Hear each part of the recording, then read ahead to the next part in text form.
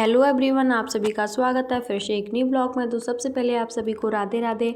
And मैं आपको पहले ही बता देती हूँ, जो मेरा पूरा ब्लॉग है इसमें मैंने पूरा रिवीजन किया है। एंड मैंने इसमें जो मैंने आर्टिकल्स के जो मैंने नोट्स बनाए थे सबसे ज़्यादा उनका ही रिवीजन करने को हो गया था। तो मैंने सोचा था इसको रिवीजन करती हूँ, क्लास बाद में लेती हूँ, क्योंकि पहले इतना समझ लूँ, कहते ना जितना समझ लो उतना मतलब पहले क्लियर कर लो कि हाँ मैं इतनी चीज़ अच्छे से समझ रही हूँ, उसके बाद आगे बढ़ती हूँ। तो इसलिए मैंने सोच रखा था, इसलिए मैंने सोचा कि पहले क्लास नहीं लेती हूँ, पहले अपना रिवीजन पूरा कंप्लीट करती हूँ कि मैं कितनी अच्छे से समझ पा रही हूँ।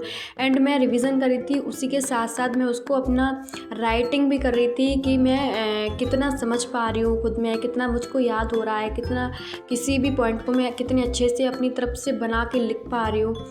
एंड इससे एक चीज़ हो रही, राइटिंग भी अच्छा हो रहा था मेरा। और ये होता है, मैं अपने आप को एक्सप्लेन करके दिखा रही थी मैं कितना समझ पा रही हूँ, कि मैं किसी दूसरे को कितने अच्छे से समझा सकती हूँ, कोई भी बात हो उस अच्छे से समझ रही थी। एंड मैंने इसमें और जो मैंने पढ़ा था वो आपको बताती हूँ मैंने इसमें क्या क्या पढ़ा था।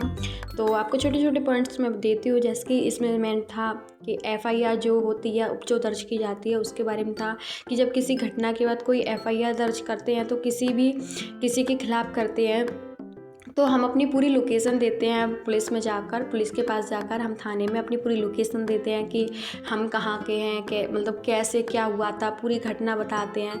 उसके बाद हमारी FIR लिखी जाती है और फिर जो है पुलिस का ही एक अधिकारी, वो एक बोल सकते हैं कार्यकर्ता बोलते हैं, जिसे IO बोलते हैं, वो आपकी जहाँ पर घटना होती है वहाँ पर जाएगा, आपकी जाँच करेगा कि क्या हुआ था, कैसे हुआ था, वो सब कुछ करेगा। एंड उसके बाद वो आपकी केस डायरी लिखेगा।